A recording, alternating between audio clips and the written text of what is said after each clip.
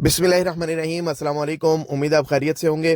पिछले कोई 6-8 महीने के अंदर बहुत ज़्यादा क्यूरीज जनरेट हो रही थी कि हम जो है कमर्शियल प्लॉट लेना चाह रहे हैं और कमर्शियल प्लाजा बनाना चाह रहे हैं। तो जब मैं उनसे पूछता था कि आपका बजट कितना है, तो बजट बहुत ज़्यादा कम है। तो फिर मैं पूछता था कि आप कमर्शियल क्यों करना चाह रहे हैं, जितना आपका बजट है आप इसके अंदर कोई 5 मरले का घर बना लो।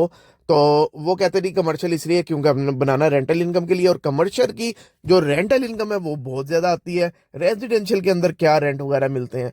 तो ये उनका जवाब होता था। तो मैं फिर उनको कहता था कि आप बिल्कुल गलत ट्रैक पे हो। अगर आप लाहौर के अंदर जो है ना इन्वेस्टमेंट करना चाह रहे हैं, प्रॉपर्टी बनाना चाह रहे हैं, और आप अगर रेजिडेंशियल इन्वेस्टमेंट को जो है अंडर एस्टिमेट कर रहे हैं, तो आप बहुत बड़ी गलती पे हैं। और आज मैं बिल्कुल ओपनली कह रहा हूँ, ब्लंटली कह रहा हूँ कि 2030 तक का आप वेट कर लें। बल्कि अभी सारा कुछ नजर आ रहा है, वेट क्या करना है। 2030 आप गुजरने दें जरा, तो आप कहेंगे कि जी कमर्शियल प्रॉपर्टीज बेच के हम रेजिडेंशियल प्रॉपर्टीज बना लेते हैं। एक तो वो कमर्शियल प्रॉपर्टीज है जो अच्छी जगहों पे है, अच्छे प्लाजे हैं या कोई अच्छे मॉल्स के अंदर है, मैं उनकी बात नहीं कर रहा। आजकल जो हर जगह एक नया ट्रेंड आ गया है कि जरूरत है नहीं है वहां पे जी कमर्शियल शॉप्स बेची जा रही हैं। आप नीड तो देखो, वहां पे नीड है भी या नहीं।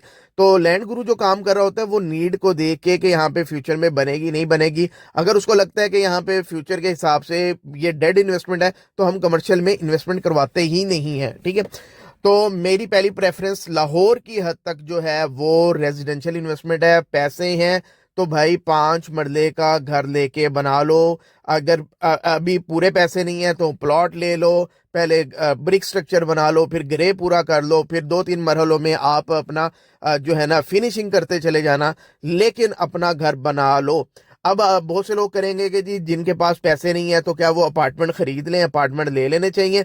तो इसके ऊपर मैं बिल्कुल एक सेपरेट वीलॉग करूंगा। ये जस्ट मैं घरों के हवाले से कह रहा हूँ कि 2030 के बाद आपको जो है ना सबसे अच्छा रिटर्न जो आ रहा होगा रेंटल इनकम की फॉर्म में, वो रेजिडेंशियल जो होम्स हैं उनसे आ रहा होगा। तो 5 मरला मैं इसलिए कह रहा हूँ कि ये बजट के अंदर चीजें आ जाती हैं। कम से कम 5 मरले होना चाहिए। किसी के पास 8 मरले का बजट है, 10 मरले का बजट है, वेल एंड गुड। इससे ऊपर मैं आपको रिकमेंड नहीं करूंगा कि रेंटल पॉइंट ऑफ व्यू से आप 10 मरले से ऊपर जाएं। ठीक है, उसके कई और फैक्टर्स हैं। अच्छा, तो घर किस तरह का बनाना चाहिए ये मैं पहले बता देता हूँ। भाई कोई डिजाइनर होम बनाने की जरूरत नहीं है।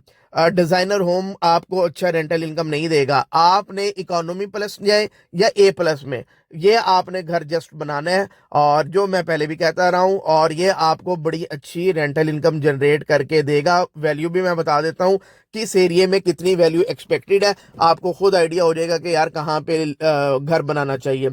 अच्छा, जो हमारे ओवरसीज दोस्त देख रहे हैं, भाई देख रहे हैं, जिनका प्लान ये है कि कभी हमारा मूड बना तो 5 साल के बाद, 10 साल के बाद पाकिस्तान आ जाएंगे, तो फिर हमें घर की शायद जरूरत पड़े, तो मैं कहता हूं कि आज ही आप अपना घर बना लें। तब तक वो रेंटल उससे एंजॉय करें, रेंटल इनकम जनरेट होगी। जब आपने आना होगा तो आप आ जाइएगा, क्योंकि अगर आप 5 साल के बाद प्लान करेंगे ना कि मैं अब घर बनाने की तरफ जाता हूं, तो शायद फिर 5 साल के बाद आप भी इस काबिल नहीं रहेंगे कि जी आप अपना पाकिस्तान के अंदर घर बना सकें। ये मैं लिटरली कह रहा हूं कि नहीं आप इस काबिल रहेंगे, क्योंकि जिस तरह इन्फ्लेशन है, जिस तरह महंगाई हो रही है, इतनी महंगाई होती नहीं है जितना उसका इम्पेक्ट क्रिएट हो जाता है कि महंगाई आ गई है जी, बहुत ज्यादा महंगाई आ गई है।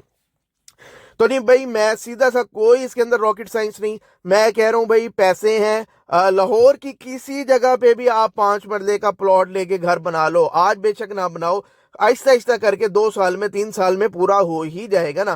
तो ये आप बना लो। अच्छा, कुछ सोसाइटीज में आपको बता देता हूँ वहां पे रेंटल वैल्यू कहाँ तक चली जाएगी।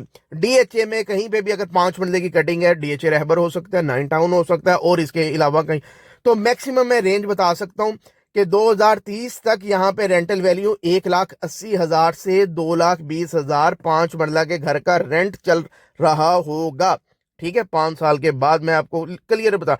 बहरिया टाउन लाहौर में अगर हम रेंटल की बात करें, 1,40,000 से लेके 1,70,000 की ब्रैकेट के अंदर रेंटल इनकम चल रही होगी।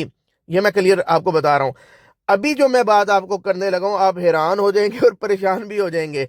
बहरिया ऑर्चर्ड जो सबसे ज्यादा नेग्लेक्टेड है, और अगर बहरिया टाउन से कंपेयर किया जाए, प्लॉट यहाँ पे हाफ प्राइसेस में तकरीबन मिल जाते हैं। बहरिया ऑर्चर्ड के अंदर भी 5 मरले का रेंटल जो घर होगा, वो उसकी जो ब्रैकेट होगी वो 1,30,000 से लेके 1,60,000 या 70, यानी कि बहरिया टाउन को टच कर जाएगी। प्लॉट की प्राइसेस है आधी, लेकिन रेंटल वैल्यू उतनी ही जनरेट करेगा, एप्रिसिएशन उससे अच्छी देगा। तो ये बहरिया ऑर्चर्ड के बारे में भी है। इसी तरह लेक सिटी वगैरह, ये भी 1.5 लाख से ऊपर 5 मरले का घर आपको जा रहा होगा। इसी तरह पाइन एवेन्यू को तो आप भूल जाएं, और ये जो फिर वापडा टाउन, वेलेंशिया टाउन, ये सारी चीजें, इनकी तो मैं बात ही नहीं कर रहा कि यहाँ पे क्या सूरत हाल होगी। अच्छा जी, अब हम चले जाते हैं जो शरकपुर रोड की जो सोसाइटीज है, वहां पे भी आपको तकरीबन 1 लाख प्लस में 5 मरले का घर मिलेगा। इससे पॉसिबल ही नहीं है कम। वहां पे भी आप फिरोजपुर रोड चले जाएं, वहां पे भी आपको 1,10,000, 1,15,000 से ऊपर की ब्रैकेट में 5 साल के बाद रेंटल का घर मिलेगा। अब आप खुद सोच लें कि आपने क्या फैसला करना है। अगर भाई खुद रहना है, फिर तो आज से ही आप सर जोड़ के मेहनत करना शुरू कर दो। पैसे नहीं है तो कमाओ और अपना घर बना लो, क्योंकि आप इस काबिल नहीं रहोगे कि आप कल को रेंट बियर कर सको।